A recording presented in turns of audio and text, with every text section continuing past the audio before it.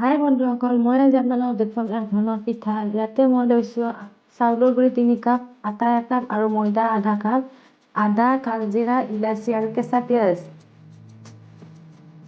আমি গোটেইখিনি ৰেডি কৰি লৈছোঁ আৰু আমি এইখিনি কুহুমীয়া গৰম পানীৰে ভালকৈ গোটেইখিনি মিক্স কৰি লৈছোঁ। এচামুচ চেনি আৰু অলপ পৰিমাণৰ নিমখ দি দিছোঁ আৰু সাধাৰণ অলপ পৰিমাণৰ বেকিং পাউডাৰ দি দিছোঁ।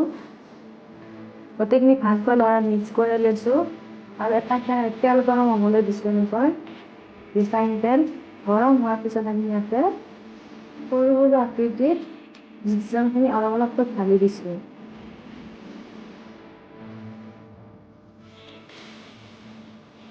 অলপ ভাজা হোৱাৰ লগে আমি পিঠাটো ওলোটাই দিছোঁ। 2-3 বাৰ ওলোটাই দিয়াৰ পিছত ইয়াত পিঠাটো ৰেডি হৈ গৈছে।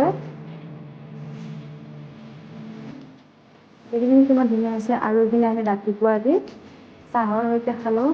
আপোনালোকেও এনেকৈ বনাই খাই চাব, ৰাতিপুৱা সময়ত নহ'লে গধূলি সময়ত। এনেকুৱা পালে জনাব, কমেণ্ট কৰিব আৰু যদি ভিডিঅ'টো ভাল লাগিছে লাইক কৰিব আৰু ছাবস্ক্ৰাইব কৰিব।